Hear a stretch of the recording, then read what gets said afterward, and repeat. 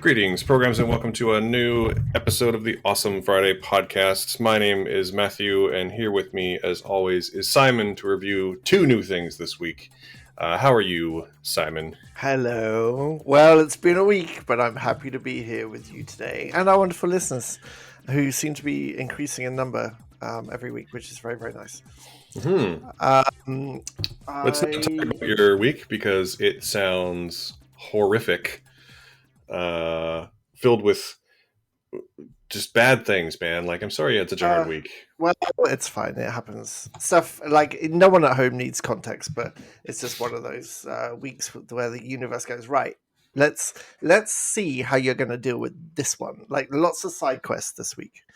Yeah, I feel like your week has been the embodiment of, like, you know, that old meme that's like a picture of a harbor or something, and there's like 6 lightning strikes. And the caption is "fuck these 6 fish in particular."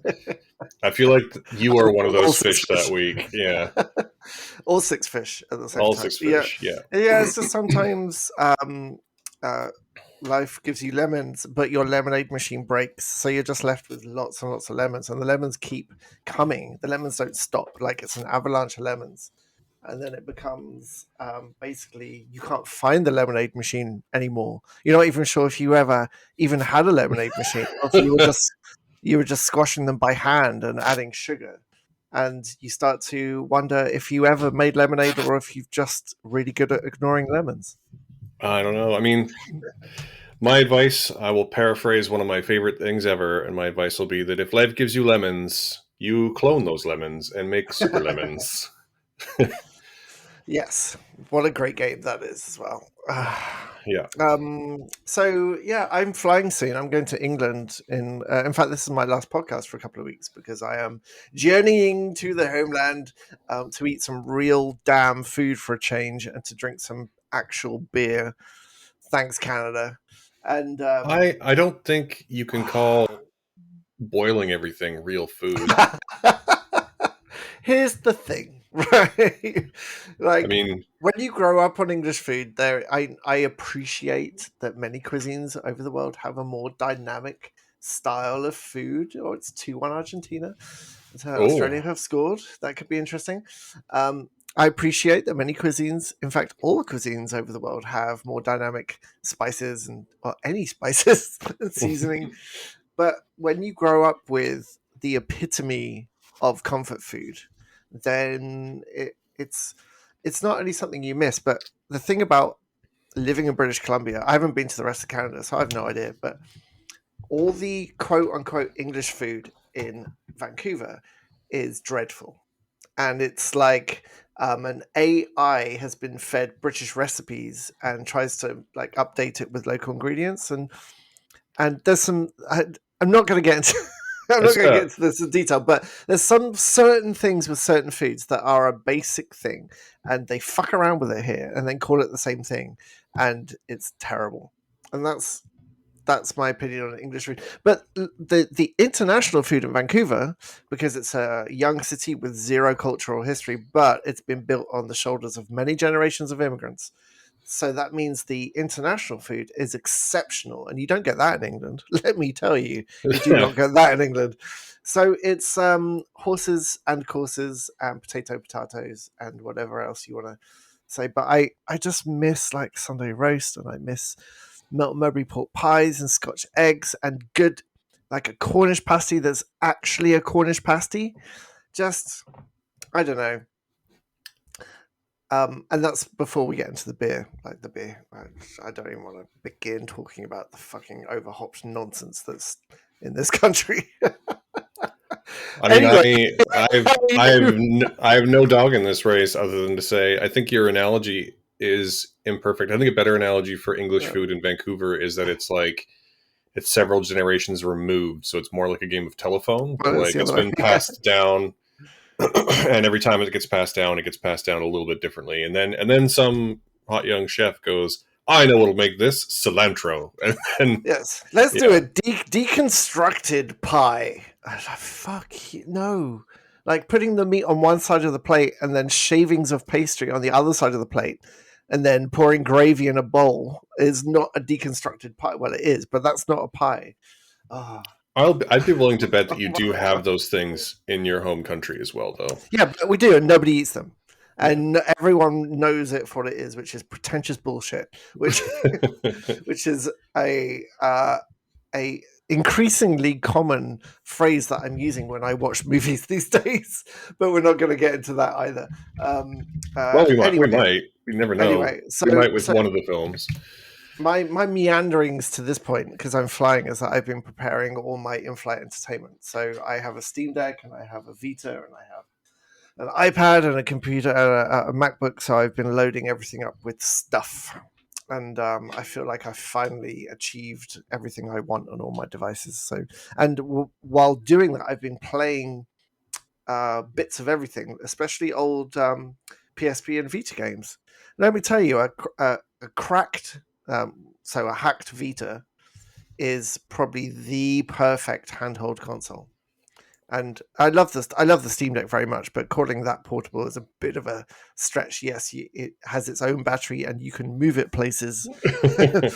but having the Vita, still from the future, that machine, a Sony had it right where they wanted it years before anyone else, and completely neglected it. But once you Well, nobody bought it is the problem, because like well, you had one and I had one, and those are the sum total of the number of people I know who actually had one. but now they're very easy to jailbreak, and you can put old Vita games on them, and emulation. It's just the perfect thing. Sorry, old PSP games and PS1 games. So it becomes all of these things in a thing that just goes into your pocket. It's an amazing machine with great battery life too. Yep. So that's been my week, really. Yep. How My about week you? has been far less interesting. I've been watching the World Cup and trying to find the time to watch movies. This is pretty much my whole week, because I was a guest on ContraZoom podcast this week, which will be out on right around the same time this episode comes out. ContraZoom will be coming out. Oh my We're God, talking about sleeping around.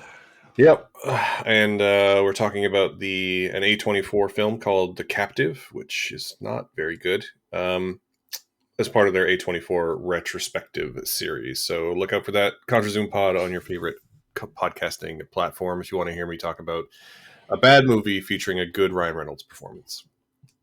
Mm-hmm. And yeah, Team Canada was eliminated from the World Cup to basically no one's shock, but I think everyone was surprised at how well they played.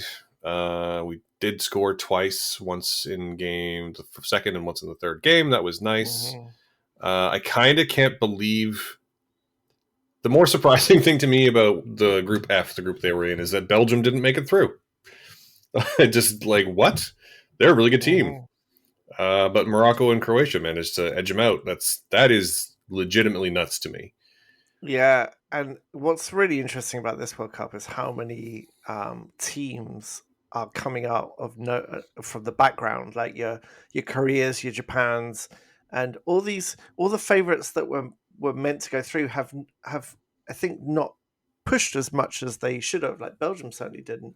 Argentina are playing Australia at the moment, and they're not the team they used to be. Same with Mexico. I think England's in a really interesting place because we're not playing very flashy football at the moment, but we're playing very solid football, and I think that's not something that's really happened to us. Usually, we try and be flashy, and we have your one player, we have your Beckhams or your Rooneys, and we build everything around that. And so, as soon as they get carded or get injured, we fall apart, and it happens every single time. The English football this time has been a lot more solid. Gareth Southgate, if you had told me 20 years ago that Gareth Southgate would be an extremely competent England commander in chief, if you like, like I would never I would have laughed you off the pitch. But he's not interested in flash. He's not interested in focusing everything on one player. Like we don't have a Beckham or a Messi. We have lots and lots of really good players who are working together and actually passing competently, and then having some good finishing as well. So it's going to be very interesting when we next play tomorrow, where that actually goes. And I'd be remiss if I didn't point out that England and the United States both made it through in their group, but the United States have been eliminated. Excellent. I don't really care who wins, but I didn't want them to. So that's United my States hot take. they went through, didn't they? US. They went through the group stage. They played the Netherlands this morning and lost. The Netherlands was a knockout. Yeah. Oh fuck! I thought that was a group stage. Oh, Netherlands made it through to the quarterfinals. Oh, I didn't realize they'd started already. Oh, yeah, the game that you're watching right now, which is Argentina Australia, is also a knockout game. Whoever wins that match will play the Netherlands on the 9th of December. Oh God, I am so out of the picture, really. Okay, well that's good to know. That means our game tomorrow is a knockout game. I didn't realize the group stages have finished, to be honest. Yeah, they finished yesterday. At the time of this recording, they finished on Friday. So yeah, the last games were on the 2nd.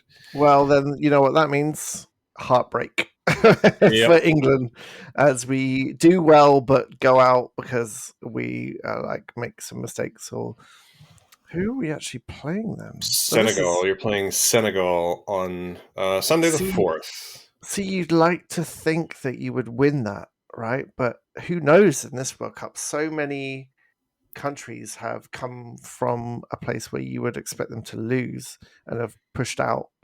Yeah, I mean, Senegal beat Ecuador, good countries, which is something I didn't expect. Yeah. They also beat Qatar, which nobody was shocked by. And yeah, the Netherlands were in that group too. The Brazil game yesterday was fantastic, and honestly, beaten by Ghana, I think. My favorite thing that has happened in this World Cup so far was what group was it? Group E, where Germany won their last game 4-2. And Spain lost their last game 2-1 to Japan, but Spain got to advance and Germany didn't. Even though they have exactly the same record, but Spain had scored more goals in the group stage play, so they got to advance. I think that's hilarious. Like, that's the kind of stuff I like to happen in my World Cup. Just like weird mathematical BS. Like, I find it deliciously ludicrous. As a person, like, I love the World Cup and I love the World Series. And I've been known to watch the Stanley Cup, but like North American sport is always like at its shortest, it's best of 5 games. So when this weird like mathematical stuff happens, I'm like, this is amazing. Like, just like, let's do this. And Gary Lineker made a good point yesterday when Korea, when they finished their game, they got out someone's phone and they huddled in the middle of the pitch to watch the other game that if stayed the same, they would go through. But if either other team scored, they would go through. And the absolute joy when that whistle blew, and I love the Koreans and the Japanese. I would be quite happy if they go as far as possible because their fans have just been wonderful. But Gary Lineker said this is the difference in football. It's the value of one goal. And I never really thought about that before, that in lots of North American sports, it's all about points and lots and lots and lots of points. But the value of one goal in football, there's no other sport that really has that kind of impact. No. Well, I would make this a sports podcast for the week, but we've been bantering for 50 minutes now, so we should probably move on. I like it. We should be sport because this is a movie podcast, not a World Cup podcast. So apologies to our regular listeners who don't give a crap about sport, because we do, and I think we should just sign off this new recurring segment by saying FIFA is evil and so is Qatar. Yeah, but at least I can talk about this. But can you imagine if we tried this with baseball or with hockey? With me, I think you'd do better than you'd think with baseball in that, because you've actually been watching it. Maybe, yeah. Maybe, but hockey, I have, yes, yeah. Maybe. But hockey's easy, man. Like, just imagine football, imagine soccer, and make the field smaller. Right. Make the teams 5. Make it 5-a-side soccer with a goalkeeper, and then cover the field in ice. That is hockey. That's basically hockey right there. And then you hit a small thing with a stick instead of a big thing with your foot. and encourage fighting as part of the sport, but only in one part of the world. Because when you play the world in hockey, you have to stop that shit because it's fucking stupid. Yeah, that's an accurate assessment. I Anyway, went to the Shark Club in Vancouver to watch my first ever ice. Sorry, you don't say ice hockey game in Canada. And my friend was late, and in the game they started fighting, and I was like, "Oh my god, they're fighting! Look, everyone, they're fighting! They can't!" And everyone was just like, "Yeah, it's a fight in hockey." And that was the beginning of my journey with hockey. Anyway, let's talk about stuff. Let's just move on to some movies, like we promised our listeners we would. Sorry. By nature of that being the theme of our podcast. This week is interesting. We're talking about all Netflix movies all the time, both of which I think are quite good. We're going to start with the less of a big deal one of the two, and that is the new release, the Norwegian kaiju film Troll, which, spoiler alert, I low-key loved. I don't know that this is a good movie, but this is a very fun movie. I texted you as I was watching it an hour in. I said, "This is by no means an insult, but this is a movie my kids would have made." Like, yeah, it is and honestly, yeah, good. Yeah, it's exactly that kind of movie. I know. What's the premise? Give me the premise on this one. I'll do Pinocchio. so the premise of Troll is it's set in Norway, and there's a young woman paleontologist, and her father is a crazy person who now lives as a hermit. But you find out that when she was very young, they were very close. But he's a how did they put it? He studies like folklore. He's a folklorist. And when it jumps forward to when she's a young adult, they're digging up dinosaur bones. And there's a very brief appearance by esteemed Canadian character actor Billy Campbell, which is always good to see. He's in like 2 scenes as her like funding person on her dig. But then there's a project. When she's young, her father tells her about the trolls and how they all became mountains. And then when she's an adult, there's a project to drill a tunnel through this particular mountain. And when they do that, they awaken a troll. And then the troll starts walking towards Oslo, and they have to deal with that. And that's basically the whole movie. And it's kind of wonderful. I wonder if you've seen Jurassic Park and Transformers, maybe you'll recognize, because this director certainly has. The people who made this movie are clearly big fans of Jurassic Park. They're clearly big fans of Godzilla. They're clearly big fans. There's at least one shot, like one camera motion, that is lifted whole cloth from the first Michael Bay Transformers movie. They full on do a scene where there's 2 people in a house in the mountainside, and before you can hear it coming, they start noticing that like the tea in their teacups is doing the Jurassic Park thing when the T-Rex is approaching, and it's amazing. At one point, the crazy old man character, the father character who's been brought out of exile because he's a troll expert, literally says to the prime minister of Norway, in regards to drilling this tunnel, you were so fast to figure out if you you didn't stop to think about whether you should. It's amazing. It's an amazing like cacophony of pop culture references, but in the way where like everyone is committed, but also understands exactly what kind of movie they're making, and it's so much fun. And also the troll design is also incredible. Just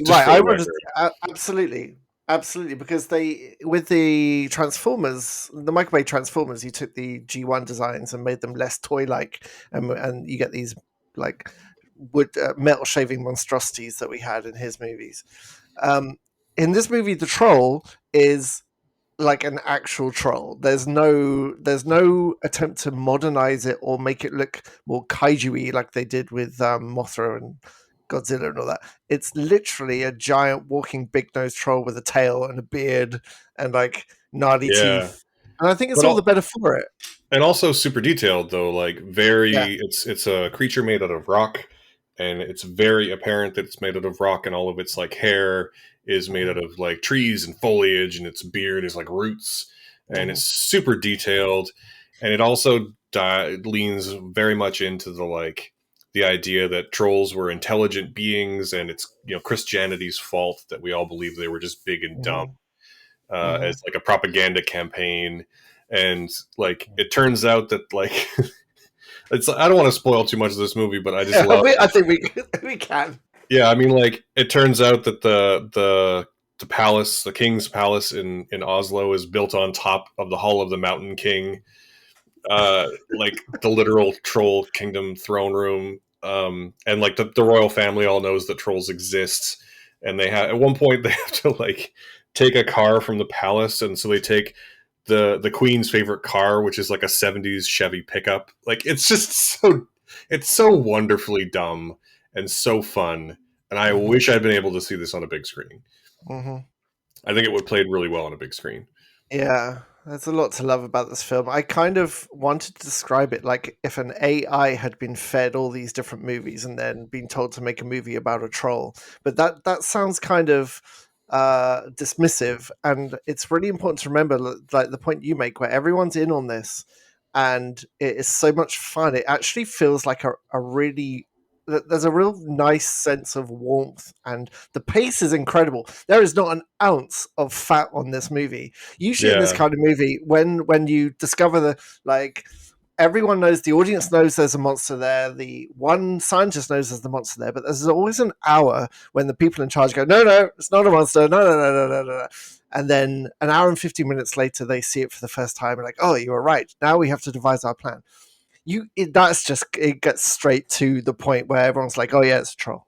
Like within like 20 minutes, if I'm being generous, everyone knows it's a troll, and everyone's treating it like an actual threat and not a giant big-nosed troll with a tail. And like it's that tone that makes this so much fun, and the pace, it just hits those points, and it gives some character moments as well, but it doesn't waste any time. I really appreciate that for the whole movie. Yeah, I like that when the troll like first emerges, they have this like cell phone camera footage that clearly shows a giant being, and everyone's like, shit, that's a giant being, except for like there is always one government guy being like, couldn't possibly be. The same guy who wants to like nuke Oslo to solve the problem or whatever later in the movie, which sounds like a spoiler, but like it's weirdly not a complaint that I'm saying you've seen this movie before, because it's made with such like care and reverence for this kind of movie. Like it's so much fun. We could outline every single plot point in this movie, and there would be technically no spoilers, because as soon as you start watching this movie and you realize what it's doing, you know exactly what's going to happen. Pretty much. Apart from one thing.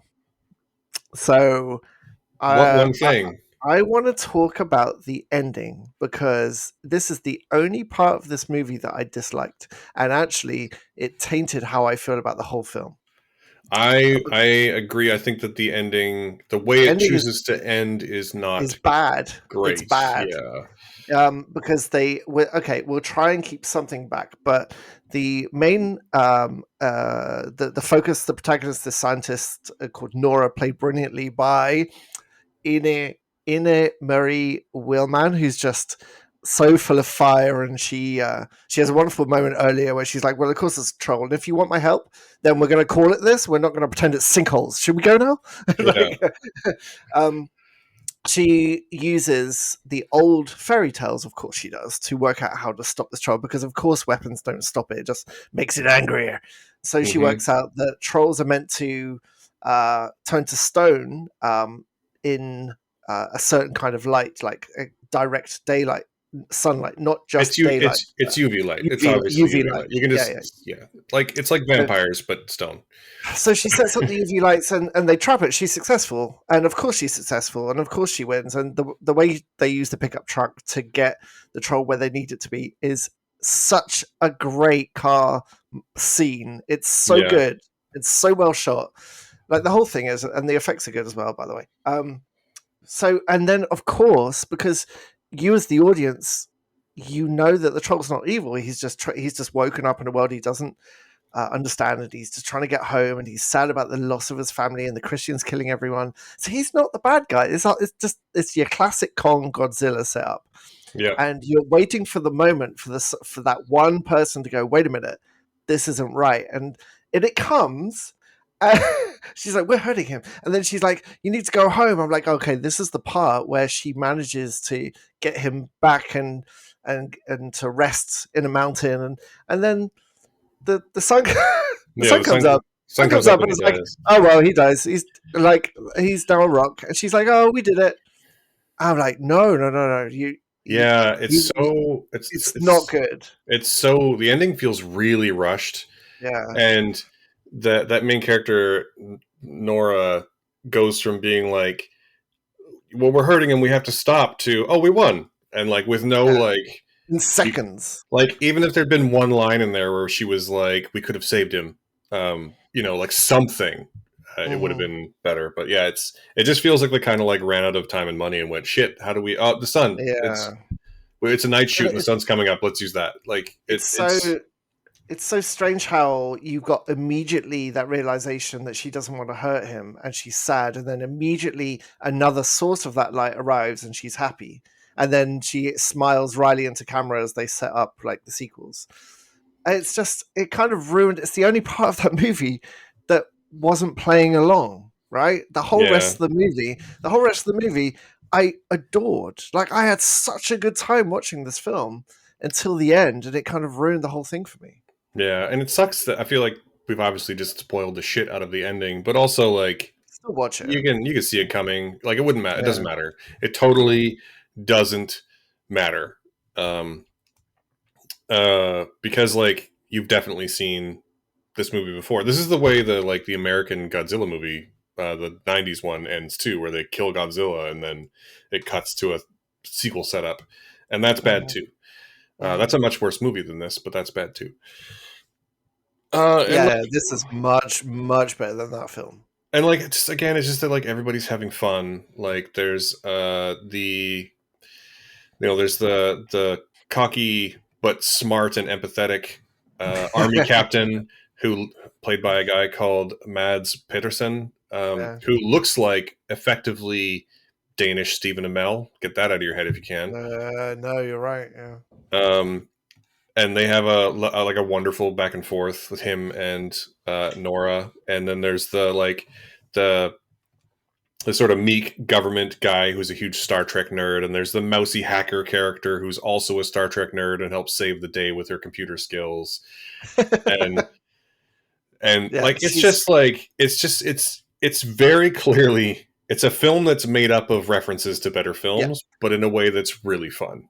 Yeah, they took So Chloe from 24 and the woman paleontologist who's literally a paleontologist from Jurassic Park, and they took this guy who's Norwegian, not Danish. Let's not get that mistake mixed up. yeah, So it's a jigsaw that, instead of feeling cynical, it doesn't try to hide its inspiration at all. And like, inspiration is one thing. I think I texted you. There's being inspired, and then there's using another movie like tracing paper. Like, there's exact moments in this film, but it's so pacey, and it takes itself so seriously, and is so well done, but and it is really well shot as well. To be fair, but not too seriously. no, exactly, Like it the takes tone. itself seriously, Yeah, but to exactly the right extent. yeah, exactly. Yeah. And a great example of that. There's a joke towards the end where they're talking to Sigrid, the computer hacker character, and they're like, "We need you to stop this plane from dropping a bomb," and she's like, "Oh, how hard could it be to hack into a plane and the most sophisticated plane in Europe and stop it from take over its controls and stop it from dropping a bomb?" And she's saying it really sarcastically, and they're like, "Yeah, maybe it is too hard." And she's like, "No, I'm being serious. How hard could it be?" And then she does that. Yeah, big Chloe energy for sure. But Yeah, it's pretty great. you should definitely watch it. We have told you everything that happens in this movie, but it's not going to lessen your enjoyment of this movie, because you know exactly what kind of film it is, and it doesn't waste any second in telling you its awesome story. Yeah. Um, My one complaint is that I do kind of wish Billy Campbell was in it for more than 2 scenes because I I like don't Billy know. Campbell. I don't even know who you're talking about. He's not even in the cast list. He is Who on the is he? The dude? he's Is the he the guy dude on the dick? he's the guy in the at the very beginning of the movie when she's digging up dinosaur bones. He's the guy who Oh, speaks English. and he's a big deal in Canada, is he? He's a character actor. He's been around since the 80s. He was on Dynasty. He is in a Of very course, he's Star successful. Trek. He's been in Star Trek: Next Generation. He was the outrageous Okana. He also he was in a very successful Canadian detective show called Cardinal, which is a very good show. Mhm. Um, so yeah, I like it when he Right. shows up. He's been in a lot of Yeah, stuff. he wasn't in much. He's the stunt casting, the Western stunt casting actor. Pretty much. I mean, you should definitely. The ending is bad. The way the ending is handled is bad. But luckily, this is like 0.5% of this movie. It's very very fast, and it ends very abruptly as it sets up the sequel. But you should still watch it because it's a really fun popcorn movie that knows exactly what it is. It knows exactly what movies you've seen, and it wants you to go, oh yeah, it's that bit. Like it's not done cynically, and but it's also shot really really well. I'll go back to the sequence with the truck going through Oslo, where they're distracting the with the thing, distracting the troll, is brilliantly shot. I love a good car chase, and this is Hmm. really really good one. There's lots of momentum. It's really really well shot. So And then it's just. there's that one shot that's taken again whole cloth from Transformers. But again, it's like it's not even hiding it. It's going. The director's going. Hey, it's that bit from Transformers. Yeah, um, I'd yeah, watch it again. This is definitely a thing I'm going to watch a number of times for sure in the background. yeah. And honestly, it doesn't even matter that they're speaking Norwegian. Like it doesn't. Oh, that's a good point. Before I forget, Netflix defaults to the English dub. For the love of God, Oh, turn off the English dub. it doesn't for Or me. It just. Oh, okay. Netflix on Roku defaults to the English dub. So please, please turn off the English dub and turn on subtitles and Oh, listen to the Norwegian because the Norwegian is a beautiful language and the dub is clearly ADR'd in a different room, so you don't get any of the environmental sounds to their voices. And just read. Like if you should that's not be listening so to dubs if there are subtitles. that's so weird too. Because like maybe it's a setting somewhere. I don't know. Because Mm, mine never defaults to anything other than whatever the default language is. Like the one exception to that would be RRR this year, and that's only because mm, Netflix only got it in Hindi rather than mhm. Telugu, in which it was filmed. So Right. otherwise, I it don't know. always goes to whatever language it's supposed to be in. I don't know. The dub is not great, Well, and they never are. it doesn't sync very well with their mouths because Norwegian and English don't have much in common. But and Norwegian is a beautiful language, and there's so much more emotion when it comes out of the actors' mouths. And if you're not in the habit of reading subtitles, I suspect if you're listening to our podcast, you probably do already. But this should be your default for sure. Yeah, 100% it should. Yeah. You always lose something in, for lack of a better way to Yeah. say it, you lose something in translation Oh, with absolutely, the dub. absolutely. Yeah. Stars for you? Three. It's a Yeah. totally cromulent 3 stars. It's not amazing. It's not like I don't know how to say this without sounding negative about it. It's not like a great film. You know, it's not like an Hmm. important film, but Hmm. it is super fun and you should totally watch it. And that's really my metric I want these days. I've Yeah. watched other important films recently, one of which we mentioned on one of our previous podcasts, where I think I am the person on the planet who didn't like this movie. But um, this is definitely the kind of thing I want to watch for sure, and I will rewatch it. And it's 3 stars from me as well for exactly the same reason. It's it knows exactly what it is, and it's a lot of fun. And it's a real shame that we didn't have the ending where she uses one of the helicopters. Oh, I've just remembered. I'm not going to spoil this because there's one bit with a lot of helicopters, and when they all fly in unison, she has an idea, and they all fly these helicopters that are doing a thing towards the troll. And I laughed so hard I woke one of my children up. Like it was just one of those. You know the bit I mean? Is I just know like, exactly the bit you oh, mean. It's oh, the that's so good. it's the bit that's lifted from Kong Skull Island. So Oh, it's okay. Is it? This is better than Kong Skull Island. There, I've said it. I did not like that film. But I just like at the end, they just pretend she uses the helicopter that has one of the UV lights as a shield, and they shadow him back to the mountain, and she talks to him, and then she tells him to go back to sleep, and he does. Just imagine that as the end of that movie. But I don't know. They needed that. There is a setup for another angry troll at the end, so I guess they needed their trolls to be a threat rather than something that can be pacified. But we'll see. yeah. The ending is bad, but it's still a fun movie. So Yeah, definitely watch it. yeah, definitely 100% watch it. Yeah. Yeah, good, awesome. Good. Well, let's move on to I think the more important film of the episode. We're not going to say important. Come on, we're not No, those people. the bigger Yeah, deal film of the podcast, the one which is likely to also win an Oscar. the one that feels like nearly a lock to win an Oscar for sure. Mm-hmm. This is from Netflix, is Guillermo del Toro's adaptation of Pinocchio, Pinocchio. which is in a word, wonderful. I thought it was wonderful. Dark as shit, but wonderful. Like dark is really dark. I mean, that shouldn't be a shock, knowing that Guillermo del Toro is the impetus behind this. That it is a much darker adaptation of this story than we're used to. But it sure is pretty good. I don't think I liked it as much as a lot of people in the world did. And I think you liked it less than me, but you did like it, right? Yeah, so the thing, what I feel about Del Toro movies, and I have a similar reaction after I watch his movies, which is spectacularly made. We all know his design, like his approach to design, is so great and so him. Like you can spot a Del Toro design without Yep. knowing he had anything to do with it, and there's not many directors who have that kind of influence. I think.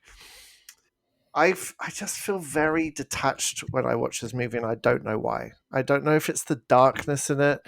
I don't know if it's the overemphasis on style over the characters. I don't know.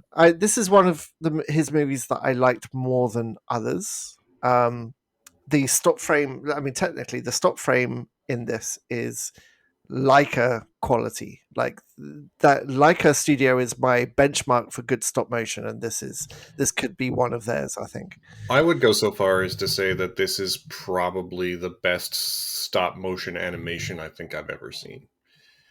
You probably wouldn't be wrong. Like, I mean, there's not commenting on like the plot or anything, but just Mhm. like the level of sophistication and nuance in the actual technical frame by frame animation of this Yeah, is unparalleled. I don't think it's I've never yeah. seen anything so thoughtful or detailed before. So Kubo and the oh god, how many strings does he have? Too. Two.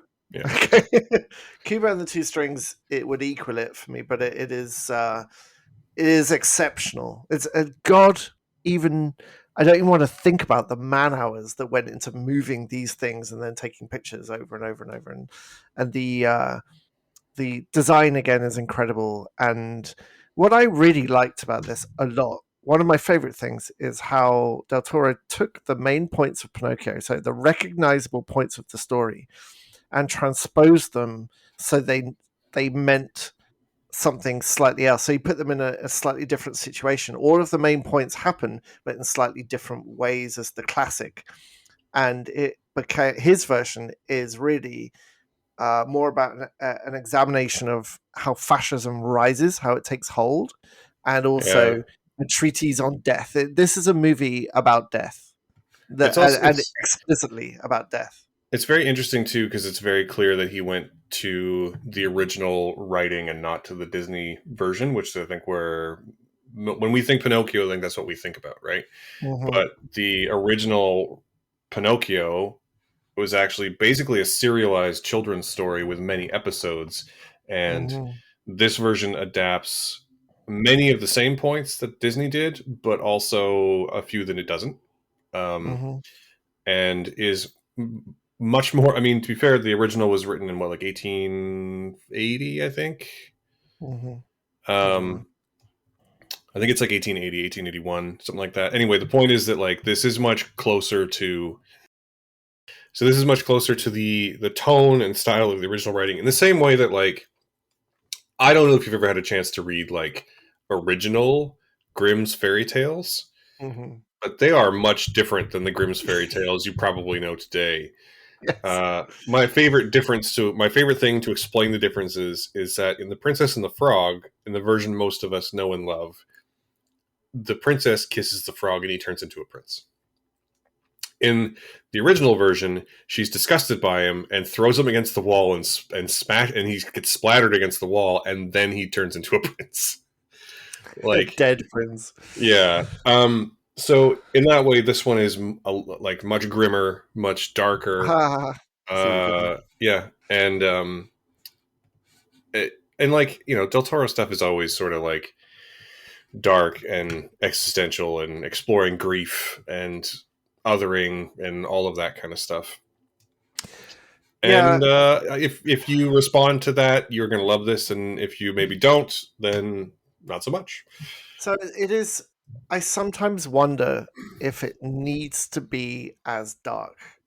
For this is a PG rated movie, and PG means parental guidance. So it usually means I've got a kid of 8 and a kid of 11, and it means they'll probably be fine. Other PG movies are fine. But it's a good reminder that movie ratings are based on visual tick boxes of violence, smoking, swearing. So they're not about tone, they're about the visual things that you do or do not see. And I feel quite strongly actually that this is not a child's movie on any level. I would not show this to my children because there's they've seen many films that are about death. This is explicitly about death. In fact, one of the best things about this movie is when Pinocchio keeps going back to like uh, limbo or afterlife. I forget if they named it, but he keeps dying but coming back. And I loved that design and the conversations he has down there. Mm-hmm. And it's very typical. If you've seen Pan's Labyrinth, it's so similar in style to that kind of that tone. But there's sequences in this. For example, there's a sequence where he's discovered by this guy who made money from him, and he's angry. He ran away, so he ties him to a crucifix, which is an ongoing theme from earlier in the movie. He ties him to a crucifix and sets fire to, and he starts screaming as the fire burns up. And I think there's certain things that you certain tones in a kid's movie. Like a lot of movies I watched, we talked about this a little bit off air before we started, had threat, but not dark, like a dark undercurrent of being burned alive on a crucifix, right? Mm. I think there's a level, and I feel kind of. I almost watched this with my kids. We actually turned it off because we know that Geppetto makes Pinocchio because he's sad about losing his son. Like we saw that in the other version of Pinocchio this year. It's part of the story and why he treasures him like a real boy. But what we get here is an expanded uh, sequence where we see the boy alive, we see them in love, we see them existing, and then we Yeah, see the it, death, and it's just too much. it's not a ham-fisted aside to the camera. It's No, no, but it's also very explicit, and my kids like it's not like other movies that have dealt with loss. That's fine. It was just too much. They just didn't want to watch something like that. It was just too real. It's a very real movie, if that makes sense. no, it does. It's very very real, and I don't think it's if the objective was to make a Del Toro film, but something that kids could watch, I don't think it's a successful film if it wanted to do that. However, for our age group, or the older teen, it's a great introduction to everything his style. There's so much of him in it because it's so visual as well, and it is spectacularly directed and shot. Like the technical aspects are incredible, Yeah. but I I I was I left a bit cold by it. I have mixed feelings about what you're talking about because obviously you're a parent and I'm not, and so my opinions are based on my own childhood and not like seeing stuff through the eyes of somebody else like yours are. But like, I definitely remember movies that were as upsetting or as sad from when I was a child. So I think that probably PG-13 might have been like a better rating, or I guess in Mm. Canada 14A. Um, but I think that um, like for me, like I feel like this might be in the same way that the never ending story was too much for me when I was 6 to 8, the age of your one child. I Mm. feel like this would probably be okay for your older kid, like because like you know uh, it is one of I those ones that like mm. is could be very important and very formative if they see it at the right age, and every kid develops at different rates. But I feel like early teen and preteen is not out of the question for this one. But like 6, 8, yeah, probably too much. Probably too I much. mean, and the ending is incredibly sad as well. I know it tries to end. It has a repeating idea of life is only beautiful because it ends. Like it's said very explicitly earlier on that Hmm. it's not. But it's not about living forever, and the ending sort of circles back to that, but in just the saddest way. Again, an extended saddest way possible, and I just wonder if it crossed. I feel like it crossed a line a couple of Yeah, times. But I I think that I think examining that line is important. I feel like films are a way that we teach children how to process these things and teaching them empathy. So I think that you know every parent needs to make their own choice about this, obviously, but I feel like it might actually be kind of an important film for a kid to see. I think Marcel does it better. I have to say, Marcel is another kid-oriented movie that deals with death, and I think it finds that line more successfully. That's Like fair. it, I mean, I think um, probably another great example would be the Pixar movie Inside Out. Also finds that line oh maybe a yeah, little yeah, better. yeah, totally, Um, yeah. but that being said, I don't think that this one. I don't think this one doesn't find it. I think it's just. I think that this one skews a little sadder in its ending, in particular. Like Mm, mm, it doesn't have the same sort of hope or upbeat, like uptick in the tone that those other mm. two have Yeah, at the not at end. all. Uh, I don't think that's a bad thing. I think it's Mm, definitely a choice. I think that everyone's going to respond to it differently, but I don't think it's an inherently bad choice. I just feel bad for. Is this getting a theatre run? No, Or it played a number of okay, festivals, and by the time our listeners are hearing this on the 4th, it'll be out on the 9th of December, I believe, on Netflix. I just feel bad for the parents who are like, "Oh, it's Pinocchio and it's PG. We'll just put that on, fine." And like by the end of this film, it's very I like it. I just think it goes too. It skews too dark and too sad to be a true kids movie.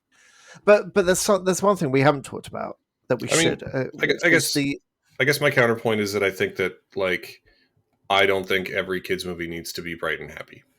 no, but I don't either. And I've watched a lot of kids movie with my kids, and they prefer. My daughter said a couple of times this year how she likes watching the movies that we watched when we were a kid. We've been showing them older stuff because she likes the more dynamic approach to it. She likes the higher threats, and she thinks it's far more exciting.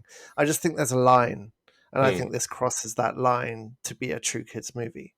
Hmm. Um, Fair enough. but But one thing we haven't talked about is that this the second Pinocchio movie released this year, and it's really, really interesting to watch both of them and watch the Disney one first, the Disney quote unquote live action remake of Pinocchio, and then watch this one and just see why the Disney one was so flat, because it's the same story beats, but it doesn't have an ounce of the creativity of this one, or an ounce of the intention to not modernize it but transpose it into a visual medium that is different from the original animation.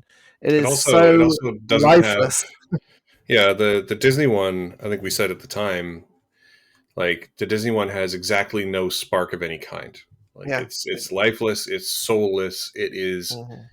intentionless unless you count the intention to sort of cash in. Yeah. Um, it tries to make no point. It's actually a pretty good example of the things that people accuse Disney of doing all the time, of just like making content for your eyeballs to watch to monetize your nostalgia. Mm. This version has a very clear thesis about death and grief and life moving Yeah. on, and about who we love and how we love them and why. Um, and honestly, just all around better performances.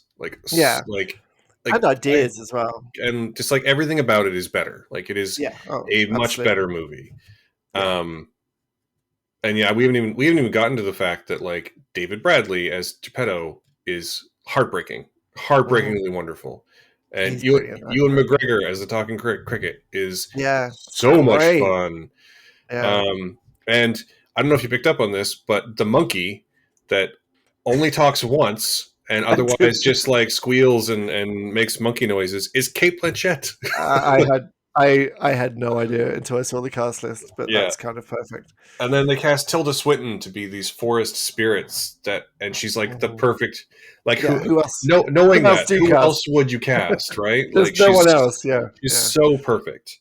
yeah. Um, I just, I really liked how the the moments like when Pinocchio runs away to be with the naughty boys, and in the Disney movie they go to like Funfair Land, but it turns out to be a dark prison, and the way that this he where he goes in this version is so different but so perfectly apt for what they were trying to tell with the story, and it still fits in with the idea of where the naughty boys are going, and enhances this terrible fascism that's growing, like support of Mussolini, yeah, and I think it's so clever, moving the so story clever. to 1930s Italy is a really interesting choice, Yeah, and a really good way to sort of examine the things that this movie is trying to examine. yeah, And I think that um, leaving the Toyland part out and turning it into like a military academy basically is hmm, also super interesting. yeah. It's very Um, clever. I also just really appreciate, just to circle back around to the design for a minute. I also just really Hmm, appreciate that Pinocchio is much more clearly a puppet in this version. hmm, hmm, In previous the Disney versions, especially, he just, if you didn't know any better, you'd be like, "Oh, it's just a boy." hmm, This one, he is very clearly made out of wood. He is, got nails sticking out of him, and it is a little, hmm, again, it's Del Toro, so it's a little darker, but hmm. it does make parts of the story, I think, more impactful. Yeah, it's Without going into spoilers, it does make many parts of the story more impactful.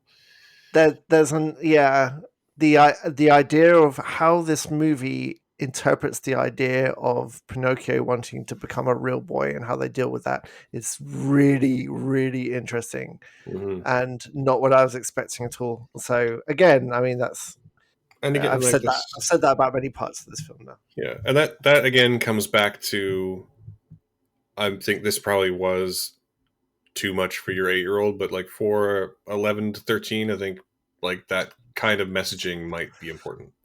Mm, And I get what you're saying about it being like over a line, and I think every parent should it's probably watch this first. yeah. Oh, But without question. Yeah.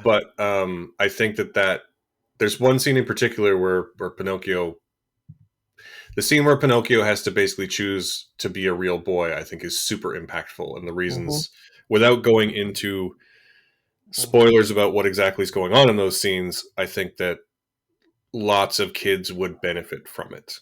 Because again, movies are empathy machines, right? So, yeah, They teach us how to feel, and I think that is an important and potentially quite formative scene. yeah, absolutely. And I think there are parts of this movie that don't cross a sadness line, and then I think there's parts of the movie that do, maybe needlessly, which I have an issue with, really. Yeah, well, just show them Inside Out first, so they know how to process their sadness. That'd be fine. I think they've seen it. I think they've seen Inside Out, and I think my daughter cried a lot. Well, she But should. I It's think a sad movie. everyone, yeah. We can't. None of us can watch the first 5 minutes of Up. We'll fast forward through that. Like there's not a dry eye in the house. Yeah, it's because that's a heartbreaking sequence. Oh God, terrible. But anyway, how many stars are you giving Del Toro's Pinocchio? I am going to give it 4 stars out of a potential 5. And I'm also actually going to give it. We agree on both movies today. I I'm know. also going to give it four movies out of 5 movies. 4 stars out of 5. Pure. It's technically astounding, and most of it is really good. There's a little pacey in places. I could say this about every single Del Toro movie. This is how I feel about everything he's made, which is technically unbelievable, designer incredible, bit pacey, a bit too dark, right? Like, Yeah, this is a common thing for me. I think that yeah, if you were to sum up Guillermo del Toro's filmography, you could probably sum it up by being like that line from Game of Thrones: "The night is dark and full of terrors." you know, like, but to his credit, I think he thinks that those terrors are. He treats those terrors as though they are beautiful, and he uses them to tell stories that are impactful. And not every one of those is going to connect. Like, I know you weren't a huge fan of The Shape of Water. I was going to say Shape of Water is just a flat out terrible movie, and I stand by that. I hated that movie. Yeah, Hated I it. just had to goad Admiral Hot Takes into the light for a moment there. Oh, come on, that's not a hot take. Lots of people dislike that movie. I thought it was terrible. And also Lots of people dislike that movie. The Academy Award winner for Best Picture. Yes, lots of people dislike The Shape of Water. Also, very looking at this filmography now, I didn't manage to make it through all of Nightmare Alley. I actually pieced out of Nightmare Alley because Nightmare Alley is a very, very slow movie. I would actually argue that of the Del Toro movies I've seen, Nightmare Alley is probably my least favorite. But like that run of Blade 2, Hellboy, Pan's Labyrinth, Hellboy 2, Pacific Rim, Crimson Peak is like unmatched for me. Like that's a hell of a run. And I know what he made Mimic as well. I watched that in cinemas. Yeah, so did I. We've actually watched that fairly recently. That's probably his least Del Toro one because it's clearly covered in studio fingerprints. But exactly. And I know that I'm much higher on Crimson Peak than a lot of people as well. But I recognize that the movie is what it told me it is in the first like 5 minutes. That it's not a ghost story; it's a love story with ghosts in. But like that is a hell of a run, and they're all super dark, and they all tell us things through that darkness. And I think I think it's good that we have him working. Generally speaking. Oh yeah, oh for sure, absolutely. I mean, I hate the word auteur, but really, it really applies to him. That when you have such a distinctive style like that, it's something to be treasured. Even if you don't engage with the movie, I'm glad he keeps making them because no one else is making films like that.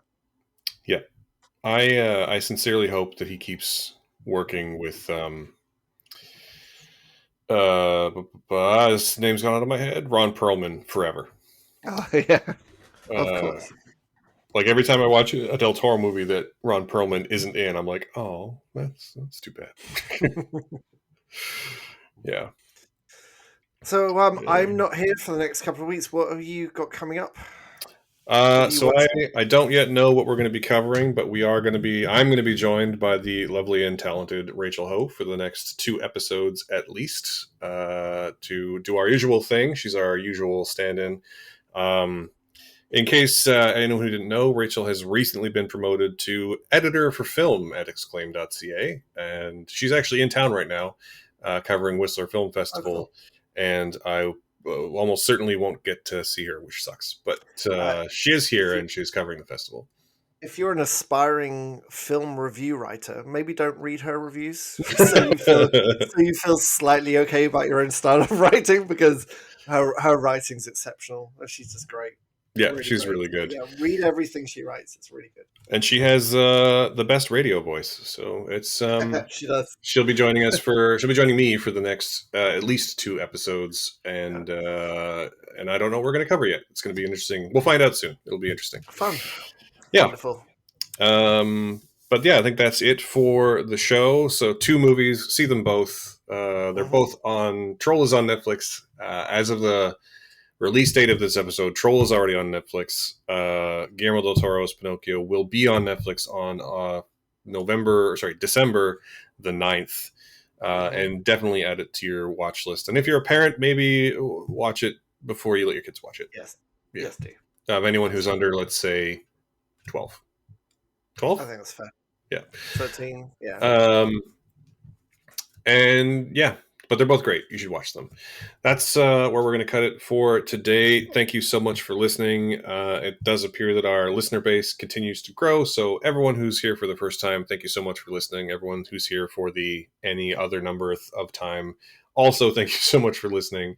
We do appreciate each and every one of you. If you'd like to reach out and talk about what we've talked about or give us your thoughts on either film, you can reach us on Twitter. The main handle is @AwesomeFridayCA. I am @SmatthewAF, and Simon is @TemporaryPen. Or you can reach us by email if you really like, comments@awesomefriday.ca. If you have liked what you've heard, please take the time to subscribe, smash that like button, give us a 5-star review, assuming you think we deserve that. And if you'd like, on your podcasting platform of choice, and if you'd like to support us a little more directly, we do have a Patreon and a Ko-fi, and all of that is in the show notes. We record this here in Vancouver on the unceded lands of the Musqueam, Tsleil-Waututh, and Squamish nations. Thank you again so much for listening and for joining us on this awesome Friday. Bye. Have a great Christmas. See you in 3 weeks.